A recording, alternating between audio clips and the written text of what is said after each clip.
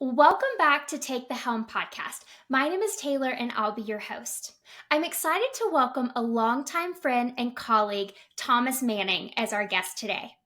Thomas is the VP of Star Performance Marketing, one of our industry's best digital marketing agencies serving Harley-Davidson, Powersports, Automotive, and Marine dealers nationwide. Welcome, Thomas. We're excited to have you here.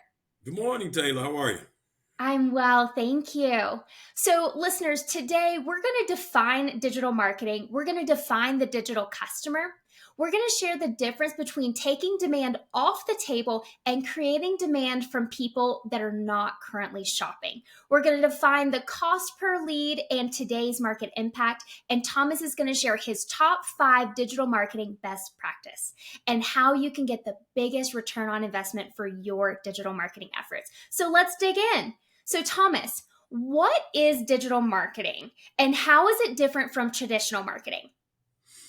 Well, I think if we, in its purest sense, digital marketing just simply means that someone is engaging a product or a company is promoting a product through some type of digital channel. So what that means then is that someone is online. Digital marketing is very often called online marketing. Someone is online searching for, a price, a product, a place. They're asking a question, and then in response to the question they ask, there's a litany of information, obviously, in the digital space that answers those questions. Now, traditional media, conversely, is everything that happens offline. So when we think about traditional media, let's go back to the days of when I started in the industry back in the 80s. There was a big three. There was broadcast TV, there was newspaper, and there was radio. Those continue to be probably the leading traditional media outlets, but obviously there's others. Billboards, there are people who, do direct mail. So those are some of the traditional outlets that a lot of companies still do. But because of media segmentation, we've seen a much smaller percentage of clients' efforts and advertising budgets be allocated to traditional sources. So our dealers are evolving digitally through their marketing, and we want them to continue to carry that through their digital sales process. And Taylor, I think when you look at, so if digital is online and traditional is offline, then I think you really need to then differentiate, because everyone then asks the question, well, what's in it for me? Well, what should I use? Well, I think when you consider traditional, let's start there first, because obviously that has the most tradition. Traditional media because you're casting such a big net. And think about the mediums, broadcast TV, depending on where you're located and the terrain around you, a broadcast signal can go as far as 100 miles. Same thing with a radio signal. But most of the clients, and you think about your own footprint, your own trade zone, most clients are 20, 30, 40 miles is where they do the majority of their business. So when you're using traditional media, obviously you cover that 20, 30, 40 miles, but then that additional 60 miles could be determined as waste, because when you're using those channels, you can't say, just give me 40 miles worth. It's all or nothing. So when you're looking at traditional media, most businesses use that as a branding tool, really high funnel. So if you're trying to introduce a new product, alleviate some misconception about a business, just brand, whether you may have a bad reputation or a good reputation, traditional media really gives you the opportunity of, again, casting a big net.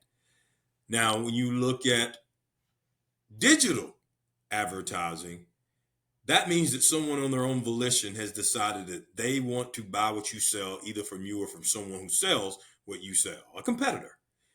Now, through the digital space, it now allows us to do more targeting to the customer and specify things based on the customer's preference, their behavior, and how they shop. So just in review, traditional media casts a big net. Is where you can really talk about the benefits of a product or service. Digital media focuses more on the customer as they enter into the buying cycle. So that would be what I would say are the characteristics of digital versus traditional and how you differentiate them.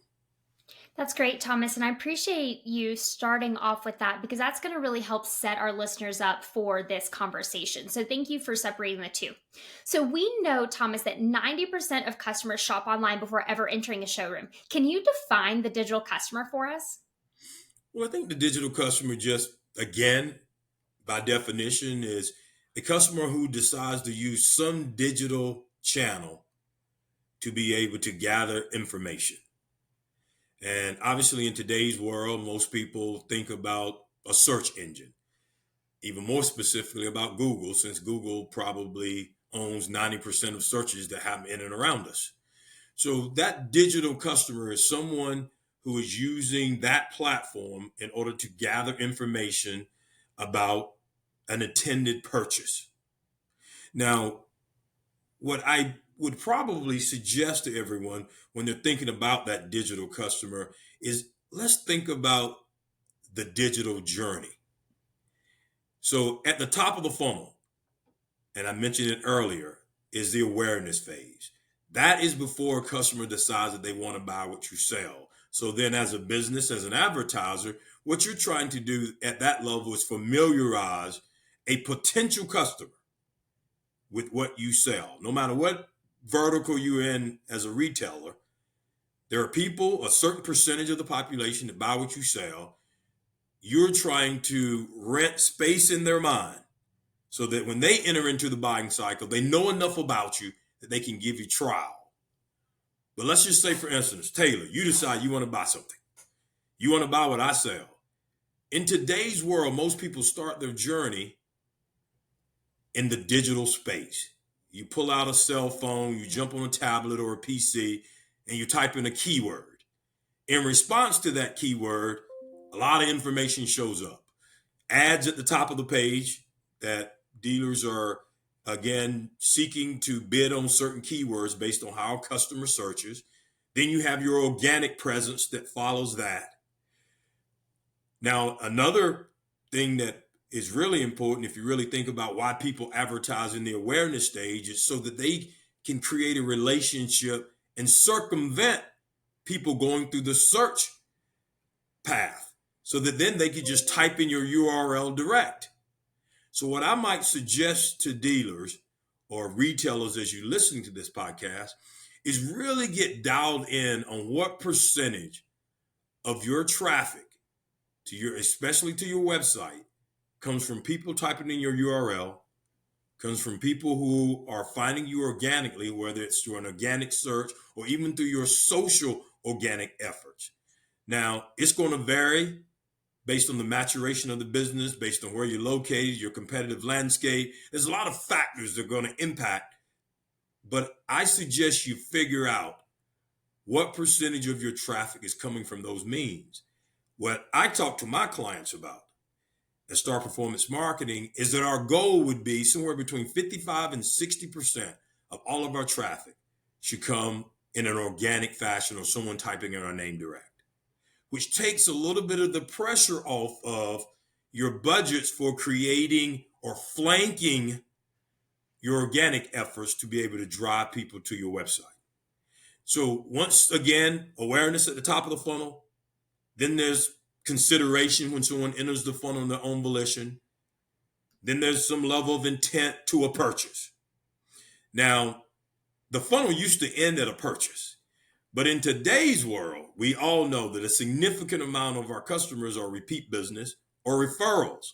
So once a person makes a purchase, it's incumbent upon us to figure out ways to get that person to come back and service with us, to make their next purchase and the subsequent purchase after that, but also to refer us to their friends. Now, think about that. And in today's world, there are channels, mostly email marketing type channels, that really are probably the most cost-effective ways. Someone's purchased from you, you got their name, you got their address, you got their email address, you got their phone number. So think about the channels: email marketing, texting, even direct mail are probably the most direct paths to being able to engage, connect with the customer so that then they can say, hear ye.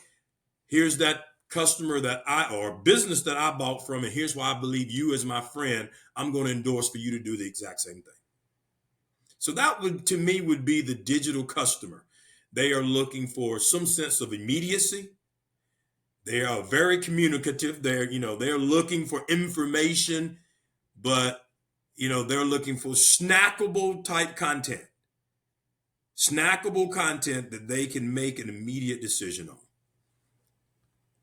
That's great, Thomas. And thank you for helping explain that customer's emotional journey and that buying journey, starting with the awareness phase. And I think it's good for dealers to understand how the digital customer moves through that journey, perhaps at a quick pace, because we live in a world today where we as humans expect instant gratification. Netflix, Amazon, right? There are these services out there. And so we expect that. And it's important that that translates to our operation in managing that digital customer. So Absolutely. Thanks, Thomas. Nope. So Thomas, tell us, what is the difference between taking demand off the table and creating demand from people who are not currently in the market shopping? Okay, well, let's go back a couple steps first, because taking demand off the table, what is demand? So someone, again, back to when we were talking about the buying funnel, someone has decided on their own volition that they want to buy what you sell, either from you or from a competitor who offers that same product or service. So if that then is demand, how do you take demand off the table? If we believe, and I certainly do, and when I talk with my clients, I think we have proven to clients that a significant amount, if not all, people, especially when they're buying a big ticket item, start their journey again digitally. So they're going out, they're pulling out a device, they're typing in some search term or keyword to be able to gather information.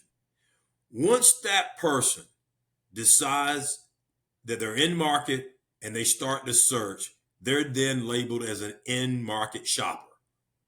Now, some of the media channels that we employ, obviously, as advertising tools, Google, Bing, Facebook, Instagram. Well, all of these companies probably know, because we know Big Brother's watching, they probably know our name, where we live, and a lot more information about us. Unfortunately, because of privacy laws, they won't share them. But again, Taylor, if you entered into the buying cycle, you started typing in keywords, they won't tell me that Taylor's searching. But for money, they will allow me to serve up an ad in front of Taylor based on her shopping behavior. So down to where she lives, what type of keywords she's searching for that would identify potentially what product or service she's interested in. Then if through either Google's or Facebook's ad planner, you can go through and set layers of targeting so that we can narrow down to that person who is not only shopping, but shopping for what we sell and lives in the geography that is most important to us. So then that's demand. So what my recommendation is, if you truly believe that there's such a thing as a low funnel customer, figure out the people who are in market shopping for what you sell in your trade zone, and ratchet up the biggest share of voice that you possibly can. And what that means is that there is a certain percentage of the market shopping for what you sell at any given time. They're out, again, digitally looking for what you sell. You want to make sure when they type in keywords that one is that you have a good organic presence. But I always refer to organic presence as a marathon. You really got to work on that with content and blogs and information so that Google will index you higher than people who offer what you sell in the marketplace. But to be able to flank your organic when potentially you don't have a good organic presence, there's where advertising comes into play. Because keep in mind, when someone searches, at the top of a search panel, you have the space for 4 ad slots before you ever get to your organic listings. So I might recommend to you, have a robust share of voice in those ad slots. And I know everybody does, money doesn't grow on trees. And in the environment we're in right now, we really got to pay attention to what we spend our money on. I'm going to make a bold statement. If you can't afford anything else, have a robust share of voice for people who are in market shopping through whatever you do with search terms or AdWords, would be my recommendation to you. Now, if that's taking demand off the table, creating demand would be for people who are out of market.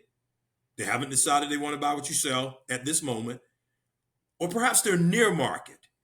What I'm meaning by near market is there's something in their ownership experience. They potentially, if we're talking to in the vehicle space, maybe they've had their vehicle for 3 or 4 years. The technology has changed. The colors changed. Maybe they think they got a big service coming up and they don't want to spend that money. In the automotive space, they got an expiring lease, and at the end of the lease, they got to make a purchase. So there's a lot of things in your ownership experience that bring you near market. You hadn't started searching yet, but at some point in the near future, you got to. Well, what I suggest is you figure out the people either in your DMS, your database, that fit certain characteristics. They're in equity. So maybe you can communicate to them that they can use the equity in their vehicle as a down payment so that maybe they don't have to take any money out of their pocket, or they use that equity to reduce the amount financed so that their monthly payment is lower. You got someone who potentially has a high interest rate. So since the last purchase that they made, maybe they've done a better job of managing their credit situation. Now they deserve a better interest rate. Talk to that customer.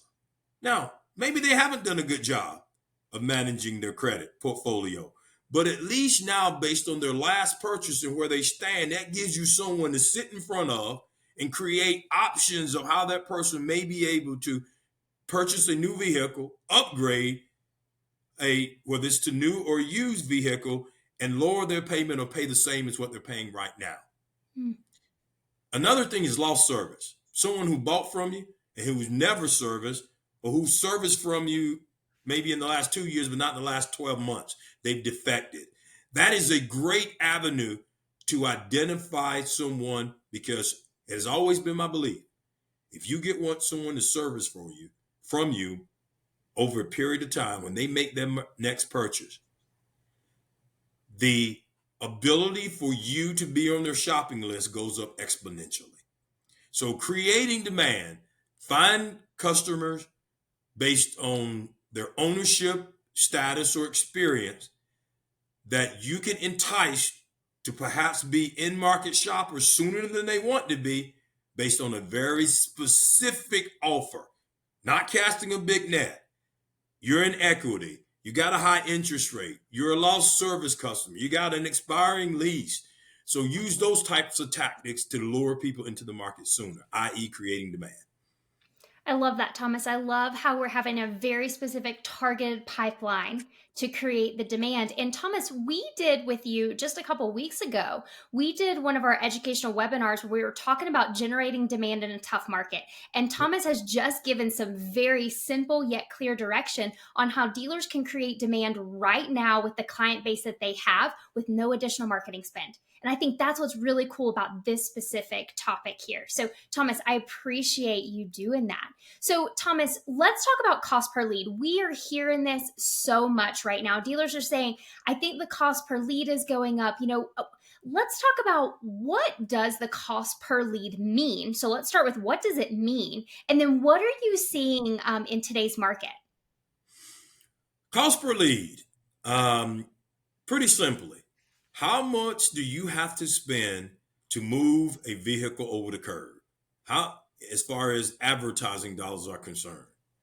Now, Before I get into what I'm seeing as a cost per lead in today's market, I think it's important to kind of walk you through this paradigm. Think about it. If you did not advertise at all, if you just had the sign on the building and inventory either inside the building or sitting on your lot, there's a certain amount of sales that you're going to make in your marketplace, regardless of whether you advertise or not. Now, I know you're spending money on the building and the signage and the lights and all those, so there's some expense, but you don't have an expense line that says advertising. So now, I don't suggest you test it out and find out how many vehicles you can sell without advertising, but I will tell you intuitively, you know that if you open up the doors and have that OPEN neon sign glowing on the front, you're going to sell something. So then the allocation per unit or the cost per sale is zero. So what really most clients don't understand is when you have a cost per lead, every customer you sell, you're not paying the same amount as a cost per lead to get that customer to purchase from you. A certain amount of them you're paying nothing. Then that next level of customers, depending on your competitive landscape, your image in the market, whether you have a great reputation or a bad reputation, whether you have a dealer point that is populated with competitors right around you or they're far away, whether you have a product that the OEM has done a good job of proliferating the brand and the features and benefits, or do you have to do it yourself as a dealer? So there's a lot of factors that play into what that cost per sale should be for those customers who are not going to just buy from you, whether you advertise or not. So you got to think about, it could cost you in some cases thousands of dollars in advertising to get some of your sales in the door. So that's why when you think about cost per lead, you got to think about it as an average. There are people who would come in regardless, but then there's got to be some certain level of awareness that you exist for them to come in even if you're not advertising. And then for those that are a jump ball, I can go north, south, east, or west, the same distance to your competitor that I can come to you. They sell the same thing you do, same product, same color, same service. Your reputations are similar. So from the customer, they don't understand DAT or trade zones or PMAs, whatever industry you're in, how your OEM draws out your trade zone. They don't understand that. All they know is you sell what I want to buy, but so does this person and so does this person. So now they got to go digitally and decide, is it in stock? Is it priced right? Are there incentives? And can I get it right now? So we all got to make sure that we understand the dichotomy of how a customer shops. But let's talk about cost per lead. What I'm seeing in today's world, and depending on where you live, in more rural areas where dealerships are farther apart or the population is not as dense, typically I see cost per lead somewhere between 300, 350. As you get into a more populated area, and typically where there's more population, there's more dealer points to service that population. Now your competitive landscape is more intensified. I see then cost per leads creep up to be more like $400 to $550 again, depending on all those factors I mentioned earlier. So you really got to determine how you got to approach the marketplace to have a big enough share of voice. And go back to that funnel. Go back to that buying funnel. Awareness, consideration, intent to purchase. You not only do you have to reach people who are in-market shoppers, you got to reach them with a level of frequency to be able to push them down the funnel, because your competitors are doing the exact same thing. So you really got to have, again, I use that term, share of voice. You got to have a significant share of voice.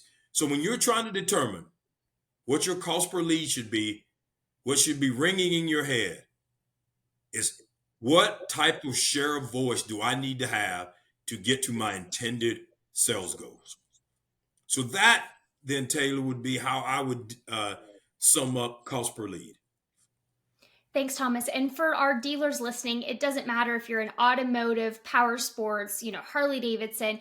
If you need help identifying your cost per lead and you need help identifying what the right digital marketing package or plan is for you, Thomas and his team are here to help. We've actually worked with Thomas. I think is it 12 years, Thomas, that we've worked together in our dealerships. And I may be a little biased, y'all, but Thomas and his team are arguably the best digital marketing agency in our industry. So I highly recommend you reach out to him. I'll put his and his team's information in the details below. Reach out to them. Let them help you understand what is the cost per lead in your market and what do you need to do to maximize that. So let me get off the soapbox there for a minute. But Thomas, we had to plug you. You're such Thanks for the kind words. Yes, you and your team are wonderful. So Thomas, let's get into your top 5 digital marketing best practices. What should dealers focus on today? Okay, let me just sum this up. And I know we talked about this earlier when we had our webinar, but there are 5 things. First and foremost, every dealer needs to really codify exactly where your trade zone is. Now, I know we all have dealer or OEM assigned trade zones, but find out where 80% of your new and used vehicle sales originate from, and that should be your footprint. That's one. Number 2 is inside of that geographical footprint, who has the highest propensity to buy what you sell? And we all believe that, well, anybody, I'll sell to anybody. And quite frankly, you will. If they either got cash or can be financed or got a co-maker that can help them get financed, you ideally would sell to them. But success leaves a trail. Find out what that prototypical customer looks like, and then make sure that you craft all of your advertising, which is everything that goes outside of the building to pull people in, and your marketing, which are all the efforts that happen inside of the building to push the product out, are aligned with that prototypical customer. Don't cheat. Don't make it too big. You can't be everything to everybody. It costs too much money. Then, thirdly, you got your geo. You know who your prototypical customer is. You got them on the hook. You got to meet your channel. What do you say to them? What I suggest, especially in today's environment, is you have to have a message of attainability. Can they afford?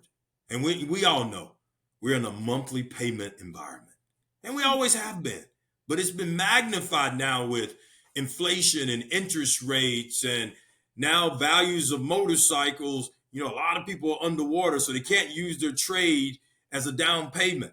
So it's really important that you as a dealer, no matter what vertical you're working in, help your customers understand how they can own what you sell and not just blow up their lifestyle at home. Because they got to pay energy bills. They got, to put their kids through college. They got commitments that, quite frankly, sometimes are more important than what you sell. So you got to be empathetic to that and understand and help them with attainability. So very specifically on attainability. Credit, no matter what their credit situation, good or bad. People with good credit looking for great interest rate. People with not so good credit are looking for someone that'll say, yes, you can get me approved. You want to make sure that, again, back to the payment. So if you're doing advertising and you're not focusing in some capacity on term or monthly payments, I might suggest that you visit that with your internal team. So if there's geography, prototypical customer, what are you going to say to them? Attainability was what I would suggest. Then it comes down to what media channels offer you the most cost-effective way to get the biggest amount of reach for people who are in market with the greatest amount of frequency. Because just reaching them one time is not good enough. You got to push them down the funnel with frequency. So I would say when you're taking demand off the table, if you can't afford anything but taking demand off the table, have a robust advertising presence in search, which is typically Google AdWords search, display, which gives you the ability to retarget people who've been to your website. Social media, which in today's world, there's a lot of channels, but still Facebook, Instagram, Lead. All of those channels give you the ability not only to retarget people who have been to your website, but they also let you expand your scope to people who are in-market shoppers. Remember, we talked about in-market shoppers who have not been to your website. You don't know the name, but by golly, Google and Facebook and those guys will let you put your ads in front of them. So take demand off the table first, then go and create demand. And the way to create demand, what I would suggest, streaming, whether it's OTT, CTV, streaming audio, programmatic display, email marketing. So whether it's your database email marketing, whether you're texting, whether you're using things like a personalized URL, which is a Pearl, a conquest email blast. So you can see that there's a litany of ways for you to communicate to customers in a cost-effective way, but you got to have a strategy. And then number 5, set up KPIs. What does success look like? You just can't put the blindfold on and throw darts. You got to have a plan. You got to work the plan. You got to go back and evaluate, did you get out of the plan what you anticipated? Look at your line items of things that you're investing in. Figure out what gives you the most juice and put more money there. So that would be the top 5 things that I might recommend to dealers, Taylor. That's awesome, Thomas. And, just to quickly summarize, because Thomas brought it today. Thomas brought a lot of great things. We talked about, we defined digital marketing. We defined the digital customer. We talked about the difference between taking demand off the table and creating demand from the people not currently shopping. We defined the cost per lead and the impact today. And Thomas shared those top 5 digital marketing best practices and explained how to get the biggest ROI on your digital marketing. So Thomas, thank you so much for your time today. It's always a pleasure to learn from you. I feel like every time we get together, we're always learning something new. And I hope the dealers took a lot away from today. Dealers, audience, thank you for tuning in. To learn more about Star Performance Marketing and how Thomas and his team can help you maximize your digital marketing ROI, click the link below. Be sure to reach out to Thomas, introduce yourself. He'd love to get to know you and your team. To learn more about LeadHelm and how we can help your dealership drive more appointments that Thomas is helping drive, visit LeadHelm.com or click the link below. And be sure to subscribe to our monthly podcast and tune into all of our conversations with industry leaders, friends, and dealers. And be sure to share this with someone in the industry. We'd love to hear from you. Tell us your biggest takeaway or drop your questions below. We'll see you guys next time. Thank you.